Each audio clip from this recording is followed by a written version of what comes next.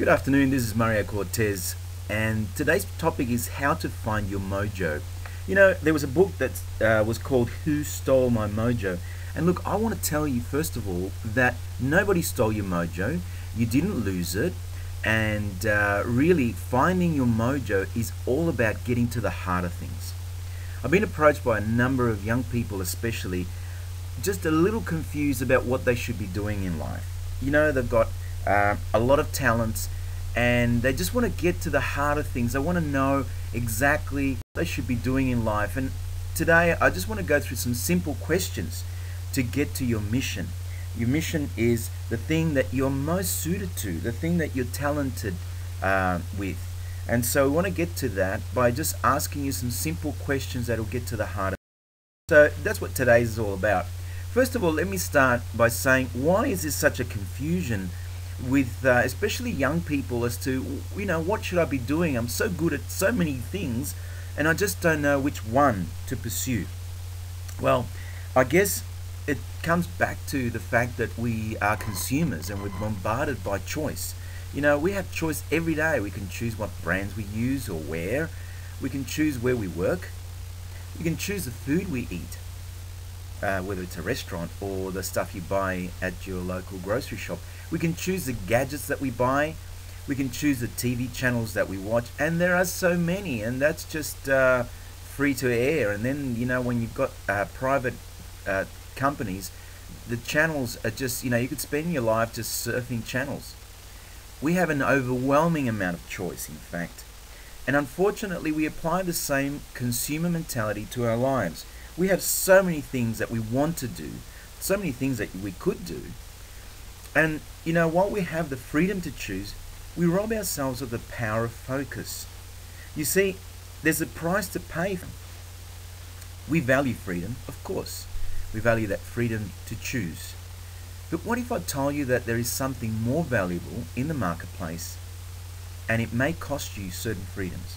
Now look, I'm not talking about some totalitarian regime that's going to come and take your freedom away and tie you up and lock you up. I'm talking about mastery. You see, I want to give you an example. You know, when you get married, there's a line that goes like this: forsaking all others. What does that mean? Well, I guess it means that you are focusing on that significant other for the rest of your life. And that means that you've really narrowed your choices down, but you've gained something far more important, and that's the faithfulness and the love and respect of somebody who's going to look after you and whom you're going to love and look after in return. So now let's apply that metaphor to your mission. I've found that multi-talented people, especially young people, can slip into a kind of benign confusion. You know, it's almost like inaction. There are so many ways that I could go. There are so many doors that I could open. There are so many paths that I could take, so I'm not going to do anything.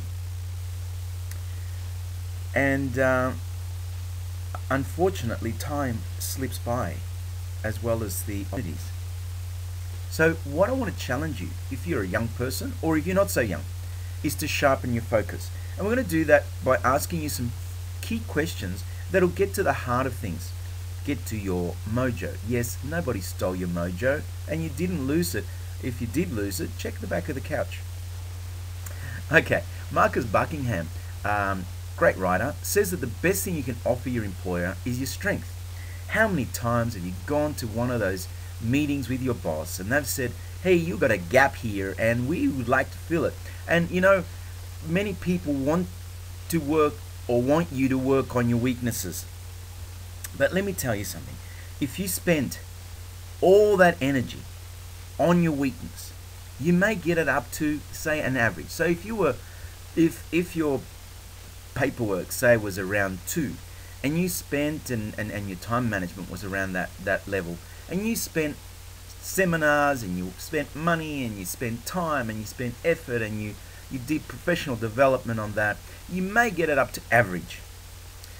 But there is something that they employed you in the first place, and they employed you, I'm just hallucinating here, for your strengths. Am I right? That's right. They employed you for your skills, your abilities. your strengths, your talents. And so if you worked on your talents to that same degree, you would be awesome.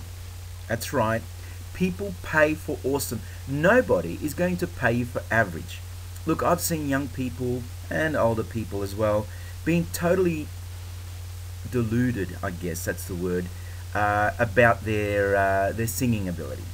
And you know, it takes them that embarrassing situation when they appear in front of an Australian audience, or you know, national audience, and they realize that in fact they couldn't sing, that all their lives have been told that they could do something that they actually couldn't do, and they're shattered. You know, and the fact is, people will not pay you just because you can sing. I've learned that the hard way. But they will pay you if you are an awesome singer. People will not pay for average, they will pay for excellence. But, here's the but. There's a price to pay. Yes, the price to pay is this: the freedom to choose. You see, in life, it's okay to have interests. And it is also okay to be totally sold out, committed.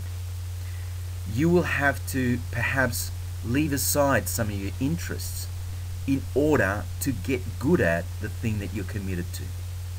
I'll give you a personal example.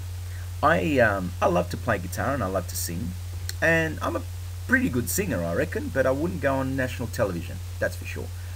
But my guitaring is not that great. I can do some rhythm and I can do a few scales, but that's about it. When I look at my nephew and I see how awesome he is and how little time it took him to get good, I realize this guy's got a knack for it and I don't. So with my guitaring, it has been relegated to the hobby stage, and I rather do other things to earn my keep. So once you've chosen the path of being awesome at the one thing people will pay huge money for, then the rest of your talents will become hobbies. Now I know that could be painful, and I know you might enjoy that, collecting stamps or collecting National Geographics. It's a great hobby, but you know what? That may not be the thing that's going to put. So here's some questions to show. What if you only had 48 hours to live? Okay, I want you to think, and we're going to think quickly, because the first thing that pops into your mind is the thing. Alright? When you overthink things, you start rationalizing, you start telling yourself BS stories. We don't want to do that. What would you be doing? Okay, you have 48 hours to live. What would you be doing? Answer that very quickly. Who would you be with? Where would you be going? Okay? Now some of that, not all of it, but some of that may give you a clue about your mojo. Here's another one. Imagine you just won several millions of dollars at a lottery. Now, I use the word several millions of dollars because, you know, if I said you won $1 million, what's $1 million nowadays? Doesn't buy much. So we got several $1 million, and no, it's not a Nigerian lottery, it's a real one, okay? You just won a real lottery. What would you do with it? Come on, quickly. Don't overthink it. No, I know you're trying to overthink it. Yes, I'm going to give it all to charity.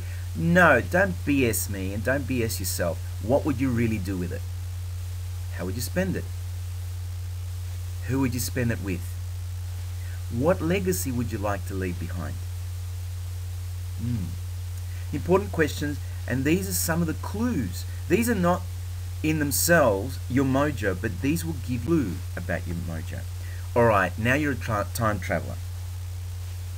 Due to the wonders of time travel, you're able to make a trip on your time machine and arrive at your own funeral. A bit somber, isn't it? But who's there? What are they saying about you? Who's saddened by your departure? How does your obituary read? What does it say on your tombstone? These are important questions. Now, okay, let's get happy now. Speed date. Okay, you're on a speed date. Before you is the most beautiful human being on the face of the planet. that you've ever met, you have 3 minutes to tell them about yourself. What would you say? Yes, time is ticking. What would you say? This is you talking to the most beautiful person on the planet you've ever met. No, you just wouldn't be drooling from the side of your mouth. No, you'd be saying something. Picture this. Alright, we're going to move on. Picture this. Time isn't an issue, money's not a problem, and your talents are unlimited. Okay? What would you absolutely be doing right now? Okay? Time is not an issue, money's not a problem. What would you be doing right now? See, I'm trying to get to the heart of things. I'm trying to get to the heart of who you really are. Where would you be living? Who are you with? Alright, elevator pitch. Yes, we call it a lift here in Australia. You're in an elevator, in a lift. You have 30 seconds to tell the person next to you about yourself and what you do. What would you tell them? Okay, 30 seconds. Would you say that? Okay, we need to. What upsets you? Alright, there are things that push our buttons. It could be an injustice done, it may be something that you're passionate about, a cause you would march for or against, something you feel strongly about. What is that thing? Alright, now I'm trying to get to the thing that cranks your engine. What is it that floats your boat? What is it that really upsets you?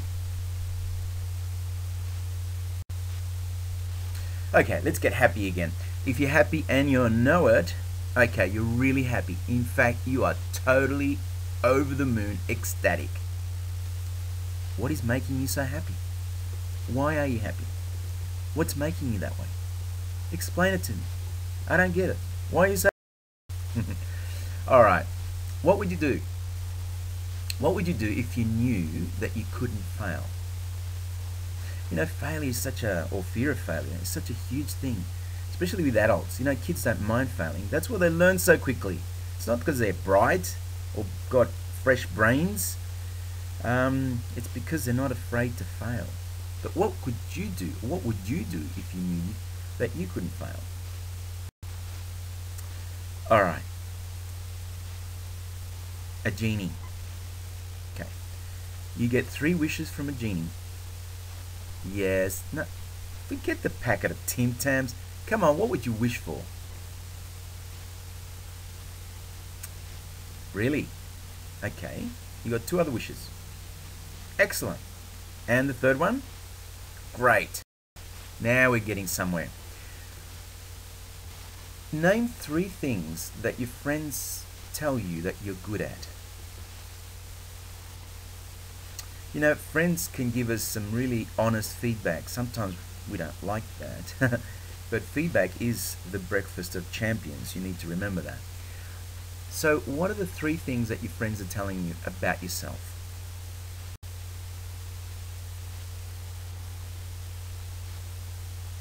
In 5 years' time. Alright, going into the future now. Picture yourself in 5 years' time. What have you become? Okay? So you're able to just, again, hop in your time machine. You know, the one we used earlier. What have you become? What would you be doing? Where do you live? What do you own? Who are you with? Who admires you?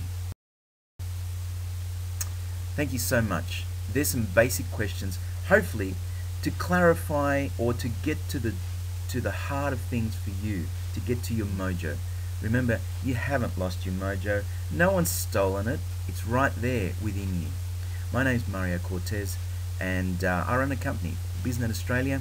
You can visit us on Facebook, facebook.com/BizNet Australia. Remember to like the page. And you can contact me on the following either phone number or email. Thank you so much. I look forward to meeting you in person, and we can go right through this process and have a look at some other ways that you can not only find your mojo, but use it to the best of your ability. Thank you so much.